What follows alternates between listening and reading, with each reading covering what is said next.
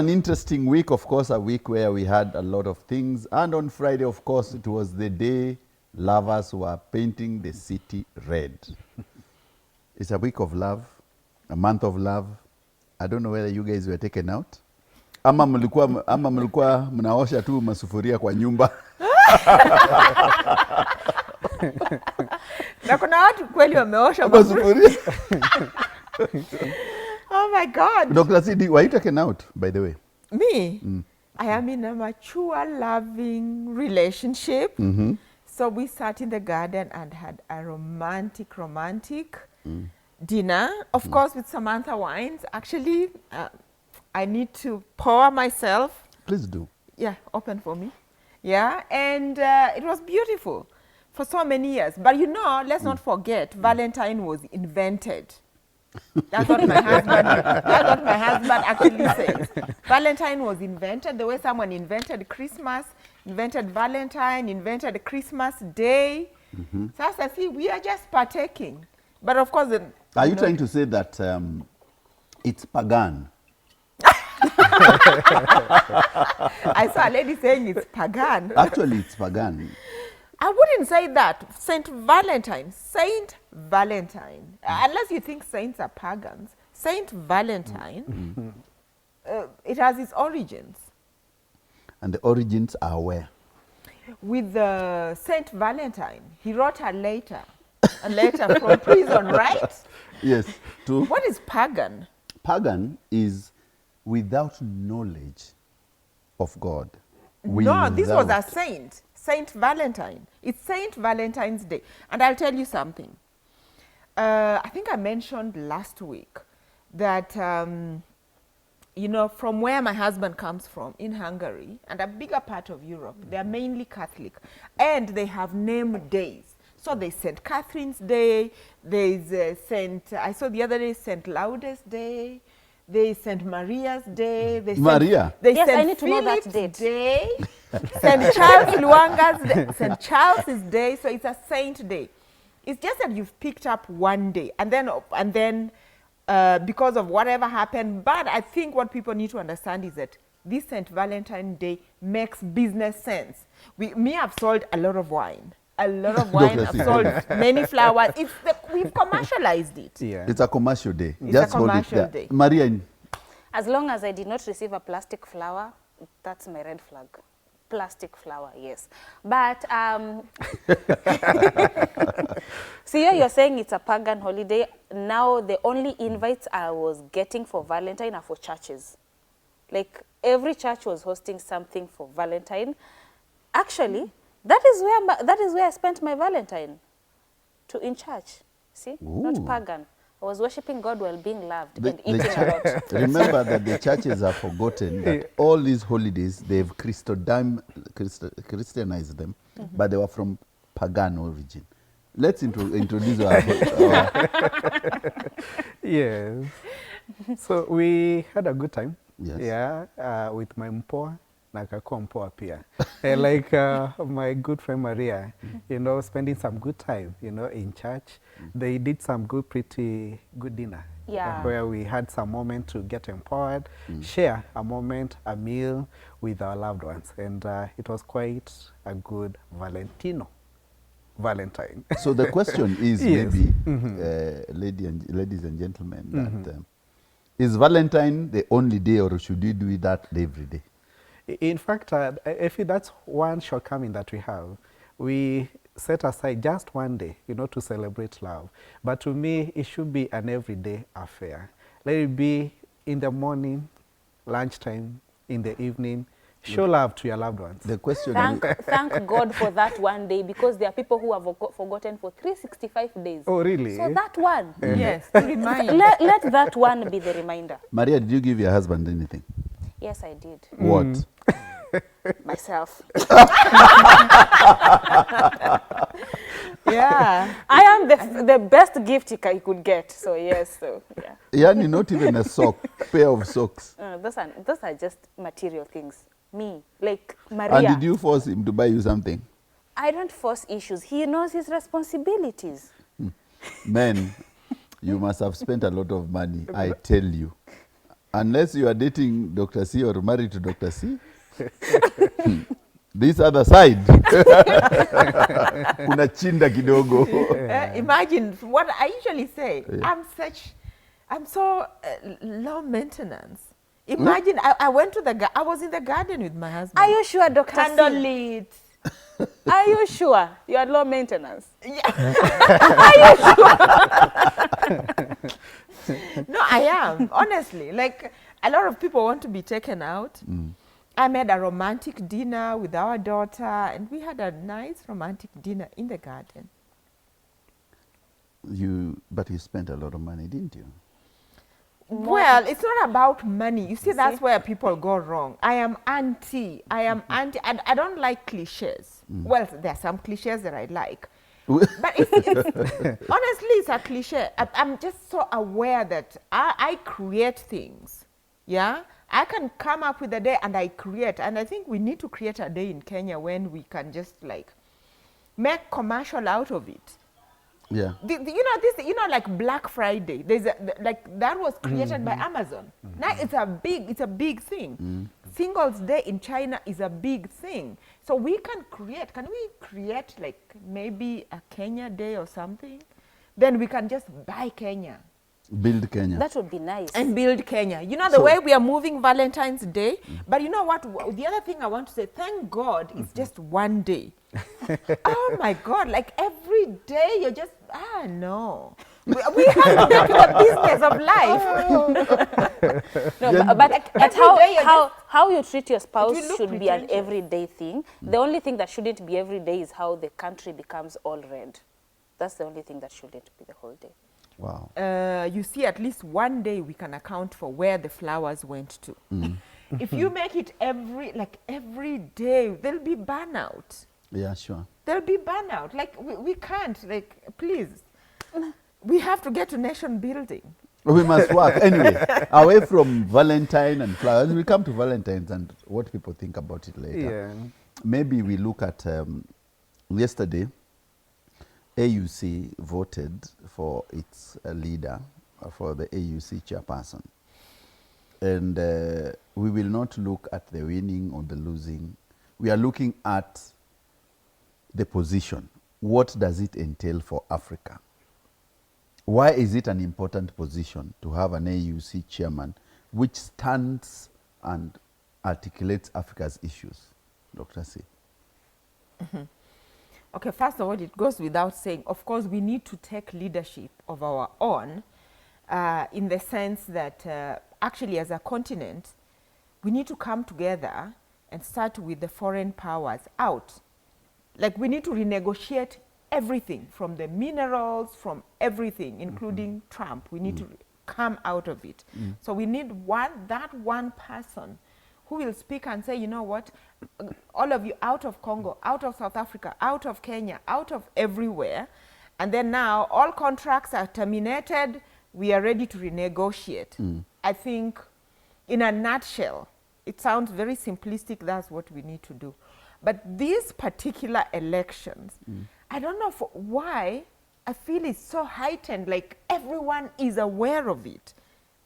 I don't think there are even Kenyans who knew there is anything like that. There was an AUC anything.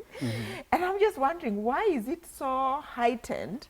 Maybe because Baba is part of it. But on the other hand, I personally, maybe I shouldn't give my personal opinion, but you should. I just feel Baba moved the way he moved, and I have been so disengaged. Why? I don't know. I'm feeling a bit disillusioned with the leadership, the continental leadership, the leadership we have on the continent. So I'm a bit disillusioned. People are moving the way they are moving. And I don't know, like, I don't want to find myself, Uko, abductions. Maria. It may be a win for Africa. But for me, I always say that what they are supposed to do, how they are supposed to do for Africans, the security, the health, the economy, and everything else, all trickles down to the country on its own, each country on its own.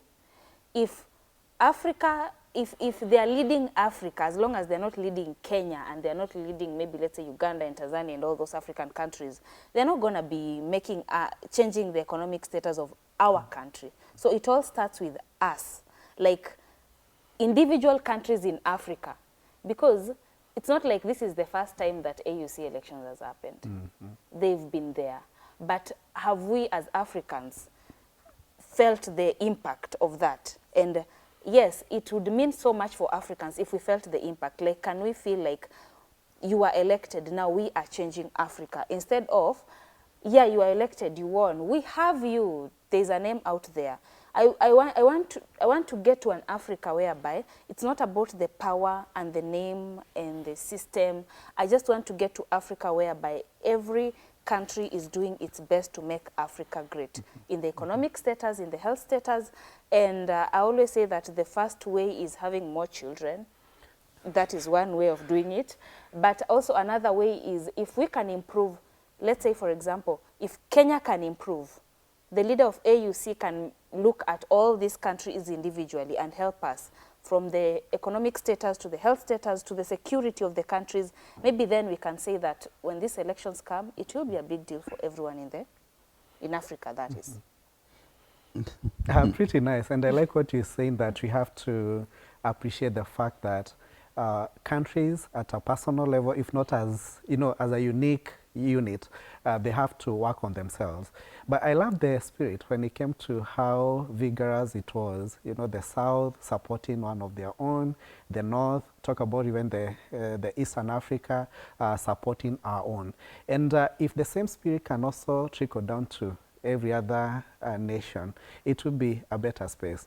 I'm, however, a bit concerned because every other time we are there supporting, our candidate. Talk about Richard, we have Raila or even Ali, right?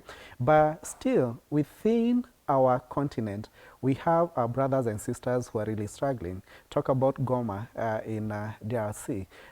We are seeing so many souls that are being lost. Yet, this should be the mandate of the incoming, leader to ensure that we are able to live as brothers and sisters and, of course, unify the continent so that at least we can have solutions that are, African-based. They can be tailor-made. We really don't have to depend on the West, talk about the Far East for these solutions to come about. But we Africans, we do understand our issues, our challenges, meaning we can be able to come up with the solutions that are African-based, that will speak to our people, that will speak into the challenges that we face on a day-to-day basis. So my hope and desire is that the leader, and congratulations, hopefully he'll be able to unify all of us, but also give us a sense of belonging. Let every other person look at him as a source of inspiration, somebody that we can be able to say, it doesn't matter whether you're from the South, North, West, or even East, but all of us, we are Africans, we are brothers and sisters. I think you guys have captured it very well, but I would say that the biggest problem in Africa is the colonial borders. And that's true. And the colonial borders, and it is high time for Africans to realize that these colonial borders were initially imaginary. Mm-hmm. They should not take them so seriously, because if you look at the war in Congo, it's because part of the Rwandese kingdom, traditional Rwandese kingdom, was hived off into Congo, and that's why they became the Banyamulenges from 1969. Mm-hmm. And that's why we have that problem in Goma for a very long time, because the Congolese people do not think that the Congo Tutsis are actually Congolese, because traditionally the Rwanda kingdom was part of Goma was part of Rwandan kingdom, and we have to say that these imaginary borders must actually not hold us hostages as Africans. Yeah. Because you speak the same language, If you go to the Maasai in Kajiado and Maasai in Mara, it's the same Maasai. You do not start claiming that Tanzanian Maasais are different from Kenyan Maasais. They're the same people. So my argument has always been that Africa should always trade with itself. Yes. Because we used to trade with ourselves.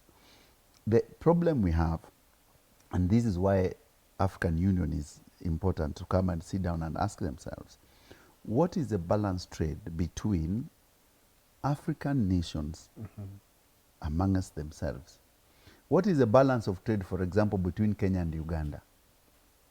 That is what should be concerning us. Kenya and Tanzania, Kenya and Ethiopia, Kenya, so that all the goods which we produce and they produce, we can actually have a bigger market and open our borders for a bigger market for our trade. And this has been a problem because of tariffs. So when you sit in AUC as a chair, we expect you to call the African statesmen and argue on what is the best tariff amongst all these nations, because they are neighbors, they speak the same language, and you push that language issue. If it's Swahili, let's push it across so that we can have a medium of communication and we have a medium of trade. And then we change the tariffs. And this is important for the person who is the leader of AU to champion. The number two is infrastructure. How are we connecting these African states? How do we want to connect Kenya and, for example, Somalia, Kenya and Ethiopia, so that goods can move into Africa very easily without even flying them, because there's a route to market. If we can sort that, and then the third issue is that you look at the security. And this is achievable. And why? Because if you look at Burkinabe president, the young man Traore, after taking power 18 months ago, currently, the Burkinabes do not owe World Bank any amount of money. He's repaid the loan. And the agriculture, which is trying to do a self-reliant, they have moved to a level where they don't need to import food in 18 months. Wow. In 18 months. The Burkina Faso, you see the name Burkina Faso means the country of upright men. The name Burkina Faso, a country of upright men. In which language? In their language, one of their traditional languages. Yeah. So you can see Traore is an upright man. Yeah. Yeah. He has picked the spirit of Thomas Sankara Sure. and moved on with the country. So the AUC chairman should come and look at the issues which actually hinder Africa. For example, in Kenya, why do we import toothpicks? Okay, that's insulting. Kenya imports toothpicks. Yeah. Yeah. Yet we have forests. Toothpicks, we import a tune Don't of... we know how to make them?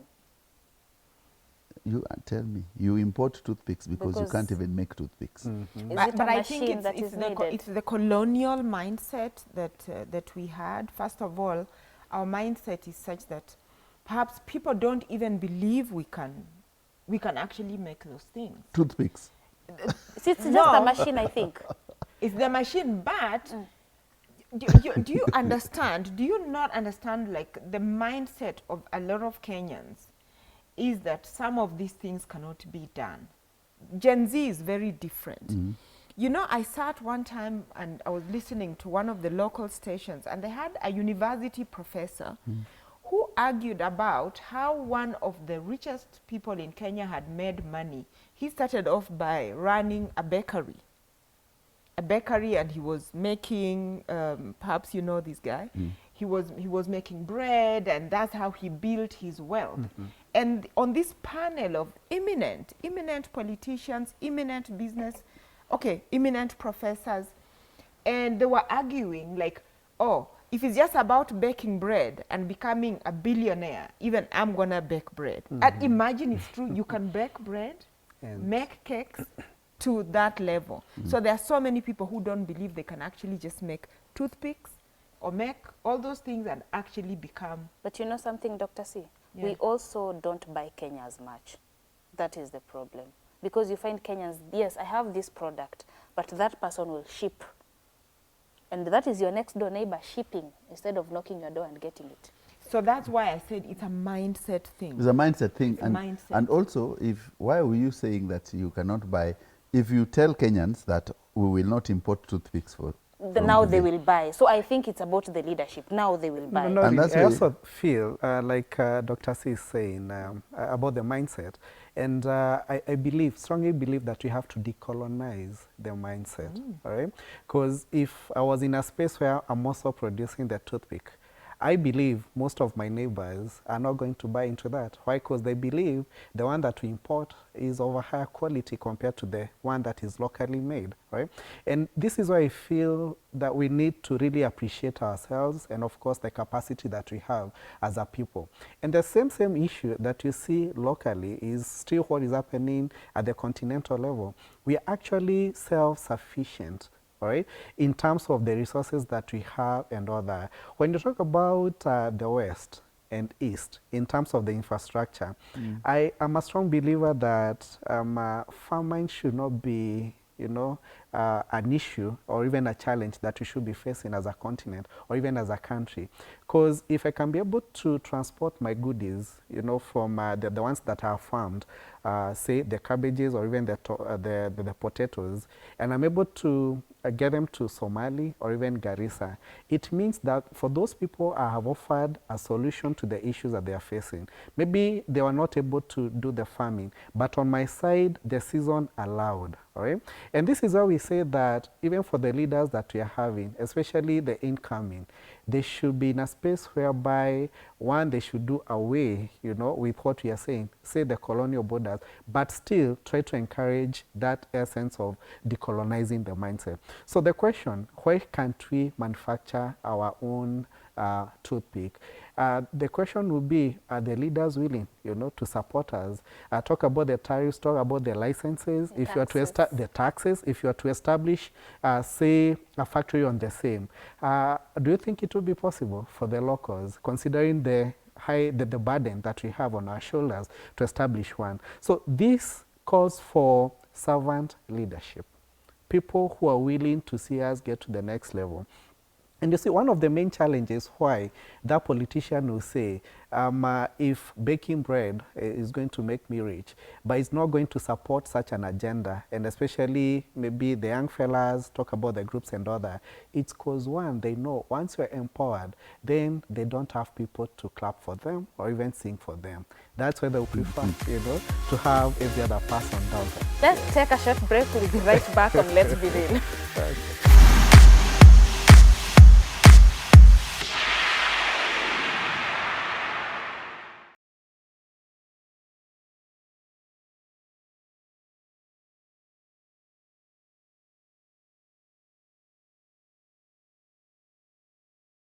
Cheers. Cheers, Dr. C. Yes. Yes, welcome back from the break. We hope that you're enjoying.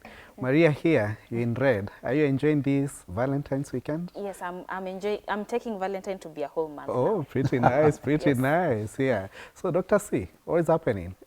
I'm wearing a red shoe Yo. for Valentine. I'm still celebrating. I'm even drinking a Samantha Red. Now, guys, CEO, I don't know, we have a health care crisis at an institutional level, at a public level, when it comes to mental health. When you look at the news headlines last week, a patient was actually murdered in a hospital, in a government hospital, Kenyatta National Hospital.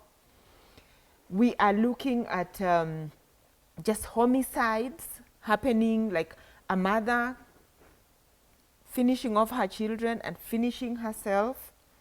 We are looking at mothers locked up, apparently at one of the biggest hospitals because they cannot pay their bills. On the vet forum, I saw something to do with anthrax, but that has to be confirmed. Do we have a crisis? Oh, yes, we do. We have a health crisis, and the worst part is, okay, let me start by the one that touched me the most, is having to give birth and then giving your children home for them to be raised, for you to stay in hospital, and the bill keeps going up because you did not have the 20,000 or the 15,000 shillings that you are supposed to pay after delivery. Those women are locked there for weeks, others months. The bill keeps going high. Now they're not parenting their children. And I don't know, the government should actually have a way to waiver these things, because these moms are, like, you just had your baby. It's really hard for you not to be with your baby. And if you are in your baby in that hospital, they get the infections after infection after infection in that hospital. So it's like you live there. Then there is the other crisis that is very common, is the misdiagnosis. A lot of people have been treated what they don't have. And we are saying that because you find that in real sense, we need to have more professionals, or at least I encourage people, get a second opinion if you don't believe what you've been told. Please always get a second opinion if you are in doubt or if you want to be sure. Sometimes this misdiagnosis can lead you into getting treated for something you're not even supposed to be treated. Now let's go to the elephant in the room. When homicide happens in a hospital, like someone gets into a hospital and kills someone, the security in a hospital should be one of the tightest, because I feel like when you go to that hospital, you went there to survive, to live, to get out of there better. You would have stayed home and died there with your disease. But going to the hospital and then dying, not because of the condition that took you there, it's because someone decided to end your life in that hospital. It's first of all insulting before it becomes diabolical. And I know this is something that I would expect, like, the criminal should be caught. This one, it should not go unpunished, because I want to believe that hospitals should have the tightest of security. They should, a government hospital, it's not supposed to happen like that. It's really sad. And for the families, like, you are there praying for your patient to get better, only to receive the news that the patient was killed there. That is very wrong. And the way they killed the patient is not in a medical way. Killing, like, okay, that is really sad. We need to do better as a country. And the medical industry needs to change. Quite sad. Very. And especially when you mention something to do with the security. You know, it's quite ironical how tight the security is for you to be prevented to come out of the hospital without pain. Yes. But at the same point, they are not able to protect this patient who is within the premises, right? And it's quite sad when we have such, and like you're saying, where do we go to the hospitals for us to get cured, right? But you end up you know, losing your life, losing a loved one. And where it's sad most, it's where even these mothers are being locked behind, you know, for not being in a position to pay their bills, the hospital bills. And come to think of it, what would that mean for this mother? What does that mean for this child? I'm quite empathetic with this new mother who has given birth to their child, and knowing how the postnatal, you know, depression, how it kicks in. And in most cases, we find that we are losing so many, you know, ladies out of the postnatal depression. They end up slipping into the depression. They are not able to take care of their kids. They are not able to even take care of their family. Yet, at the hospital, this is where we should be nurturing and taking care of these ladies. So it's quite sad, and I feel as a nation we need to pull our socks, talk about the ministry. They may be quite keen with the she, you know, yet the well-being and the welfare of the patients is not being taken care of. So I feel we have a long way to go.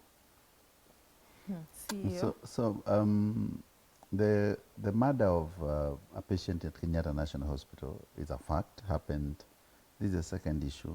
The other person was killed 10 years ago in Kenyatta in 2015. Yeah.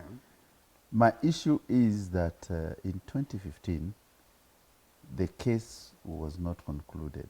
And The What person happened in 2015? and the same incident happened. Someone was actually killed the same way in the hospital. In the Same ward. way. Yes. So my question has always been that why is the government asleep in providing security to public hospitals? Because we have to differentiate that public hospitals of Kenyatta, which is a referral hospital, and level 4, level 5 hospitals should have security from the government as a critical installation. Just the same way Parliament is a critical installation, the banks are critical installation, the level 4, 5 hospitals in counties must be given security as critical installations. Number two is that the leadership of the hospital must come clean and tell us what was the conclusion of the murder that happened in 2015. Yeah. And if it did not conclude in the way they anticipated, what actions were taken to the people who were on duty in 2015 when an individual patient was killed in that hospital? Now, this thing has reoccurred again. Yeah. So why are we not discussing and taking the two cases and handling them to a proper conclusion? And the hospital must come clean and must tell us for a fact that this is what they are doing to stem such incidences. Because when people are in hospital, the way you said, you should not be only, because most of these patients are killed during the changeovers. The 2015 patient was killed during a changeover. When these new nurses are coming in, the others are getting out. How don't you understand that the changeover is a weak point in security and it causes a lapse? Yeah. For you to look at how well can we control this issue.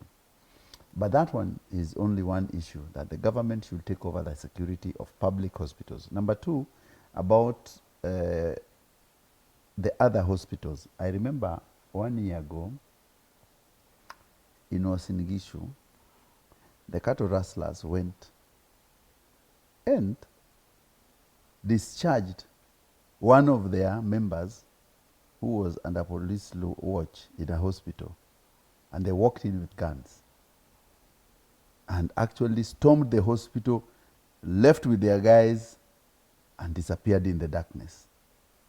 The question that begs to be answered is, if we cannot even take care of our hospitals from thugs or people who can walk in with guns and decide to forcefully remove one of their own from hospital because the police are on keeping guard, then we need to have better security arrangement for such places where in a volatile areas. So that is number two. The thirdly is we need to look at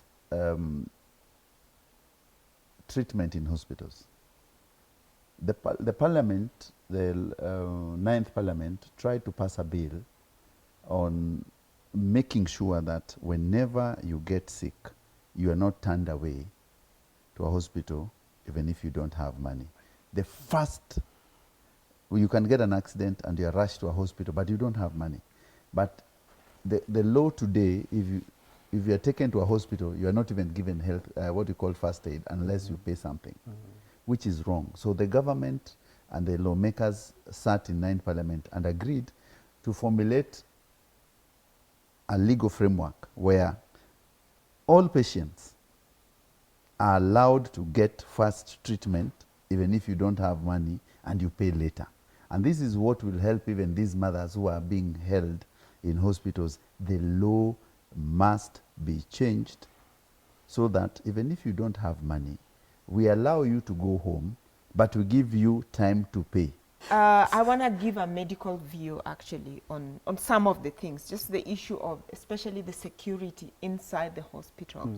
So it's not typical that homicides are actually committed in the hospital, but it's not like rare that it cannot happen, because sometimes that's why it's a hospital. There are people who are actually sick, they're delusional, and they can actually commit a murder.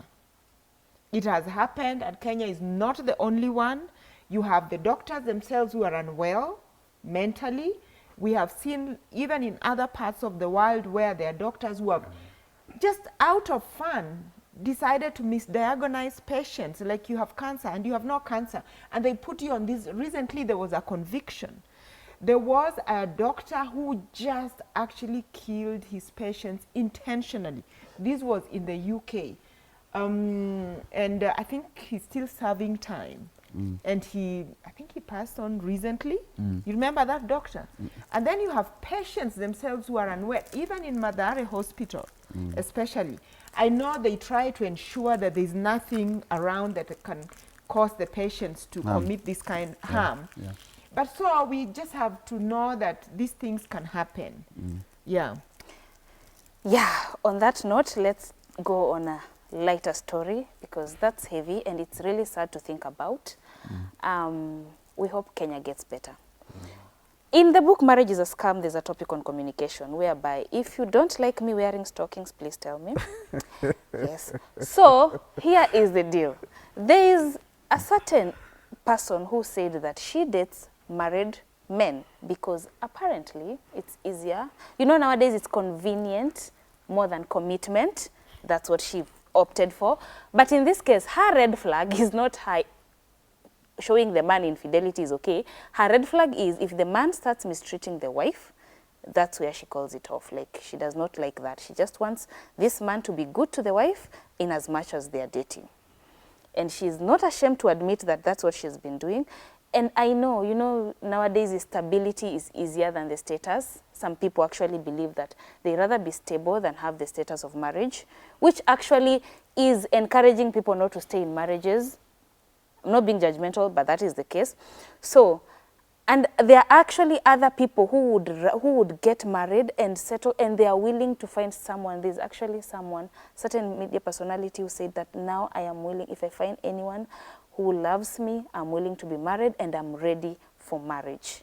Yeah, those two stories contradicting, but what's your take on commitment and convenience? Yeah, and if you have an issue with Dara, would you just openly say that I have an issue with your Dara? Maybe I prefer ikiwa of a certain length. Yeah. Three things.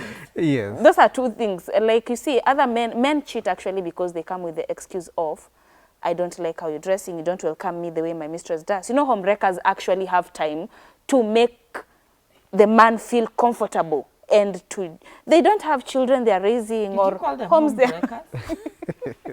or homes they're taking. Yes.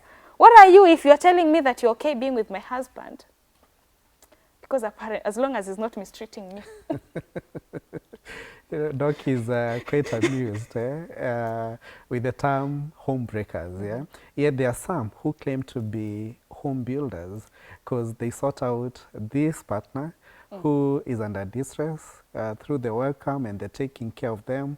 They're able to release some of the distress. But that is not the case. All right? So we are having quite an interesting generation. Mahali wanakugongea and they want you to sit squarely.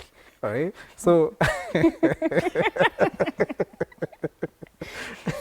so I'm with you. But if you mistreat your partner, then we are not in good terms. Okay? And that tells you the kind of people that we have. Some may look at them as caring people, caring partners who want you to also build on your number one, if not the former one. Okay, but we have seen a lot of erosion in terms of the talk about marriage ethics, or even how we perceived marriage to be, because the way that we term it, it would be I and my partner. But remember, we also living in some times that has some bit of a dynamics. Thinking about the African man with a couple of wives, okay, that would be the patriarchal way. But we also have the matriarchal all right, where you find that the lady is the one who is quite in charge and they're scoring the shots, you know, in this particular relationship. I've had, there are also situations whereby there are some practices where the lady has more than one partner, and it is quite in an agreement where you find that the two partners know each other and they're in good terms. They agree that we are going to share this one particular lady and we are going to take care of her. That's a good one. That's a good one. That's a good Why not the other way? Okay. Yes. Men have cheated all their lives. Can ladies have a share of the cake, please? Yes, but it's good that we get to Because appreciate the dynamics that have come to play. I know Doc and this Dr. C wanashanga. No, CEO is here saying polygamy, polygamy, polygamy. Loud. But you know what? I would love to hear what he wants to say, but I want to say this. Yes. Even traditionally, Yes. if you, there's a part of Kenya, especially in the Wanga area, there's no girl who wants to be married as a first wife. And we're not here talking about polygamy in such a way. It's just that these days, this like one and only marriage status is so like popular, and polygamy is out of the window, or even if people are doing so, for whatever reasons, maybe they are doing it in hiding. And this particular lady has just decided, don't get us confused. We are here just for a good time. And if you fall on bad times, ebu ondoka, tukutane hapo mbele, I'll move to the other person and treat your wife well. Yeah? So, and I think this is such an intelligent girl. She's such an intelligent, yes, I know. 100%. Because What about the wife? You people are just thinking about listen, the girl. About the wife, yes, because you know When what? your This woman is not there to break your marriage. it's She's not. just here to offer, like, she's there. Moral support. From whatever I do. Yeah? No, you shock guys absorber. are here trying to Even make in wives feel like polygamy- they're just small people. No, in polygamy, you look at how is this man treating his first wife. Yes. If he's not treating his first wife well, why would you be the second one? Let it be Unaingia polygamy. mashida. Let it be polygamy. But you know what? If you're treating your first wife badly, no one will want to get married to you. Yes. Yes. Like, you know, by the way, All of you are not thinking about the wife. All of you are not this thinking about the monogamy wife. thing has just been imposed on men. Yeah. Let is it be not imposed It's not a first. natural state of things, Dr. especially in C, Africa. I And I'm support not you. saying, I'm not No, calling for- Dr. C. C. Dr. C. You've No. spoken like 10 women. Thank you. 10 women. You've or 10 men. spoke like 10 women. Dr. C, why are you who supporting are- CEO today, Shwari? Listen, first of all, monogamy is not African. It's not our thing. Monogamy has never been part of our tradition. And has never been, will never be. And I applaud the young generation out there who nowadays they will tell you, As it is. I do not want to get married to you. I do not want you to leave your wife. I want to be with you, but I want to be with you on these timelines. And I'll take you back to the Bible that during many years, if you look at the Old Testament, if you look at Jacob when they were getting married, there were women who they used to call the concubines. And a concubine was brought to a house to help the woman of the house. And even the concubines had, the word concubine was a woman who is taking care of your husband under your permission. And they did more. And they were given, if you look at the 12 tribes of Israel, the most of the kids are from the concubines. Isn't it? And those concubines were put in the homes of these two women who were their wives. They were wives and concubines. And concubines respected the wives, but they also had children with the man. So this theory of waking up one day and realizing that we'll only have one wife, and it is not working, by the way, in Africa. And that's why these girls are saying that I'm not going to look for a single man. I want a married man, but I will not go there to home wreck. I will allow you to respect your wife, and the way they're drawing the line is very clear. If you do not respect and take care of your wife, I'm out. You see, initially, women had a problem with women who are getting in and want to take their man away and wealth. But remember, most men and women, sometimes they have their issues completely, but they're raising their children. The marriages are not static. Marriages are not in one. We cannot. It's not one whole big thing which you can say every people in marriage are happy and they are going for holidays and all this. It's not like that. There are families out there where I have an issue with my husband, or I have an issue with my wife, but we are raising kids, we are doing our business together, we are good for each other, but we are not fighting so bad. And these girls are doing that. And it's allowed. And that's why the side chick era is here. Let people who want to be side chicks. Side chick is just people who would have been second wives and they are not willing to be actually. So the Queen of Sheba was a side chick. Was a side chick. And who was that son who came back with apparently with the tabernacle, the Ark of the Covenant, right? What was the son of Queen of Sheba? It's called who? Who came and settled in Ethiopia. You know, side chicks should not be looked really down upon of in course, that way. Dr. C, I of cannot believe concubine. this is you sitting next to No, I'm me just saying the that. truth. I'm saying I'm the sure truth. I'm And not I'm not believing this I is am you. just saying, looking at, there's a whole Coptic Ethiopian Yes. part of Queen of Sheba was actually King side chick. Solomon's And the same Bible side chick. says They had adultery their is son wrong. Melchizedek. What was Right? the son of? The same Adultery. Bible says adultery is wrong. And let me The be Bible honest. has been changed very many As times. long as men are not accepting polyandry, I am not accepting polygamy. I think it's been real. Cheers. It's been real. It's been real. We are enjoying It's been Faithful in real. your marriages, monogamy is the right way to go. Please, monogamy. Some of us The who more the merrier. The more the merrier in merrier. drinking, not Yeah, Maria. I'm not in for marriage. me, I'm for that thing for polygamy and all the time. Polygamy is the way to go. Keep watching. It's like the way.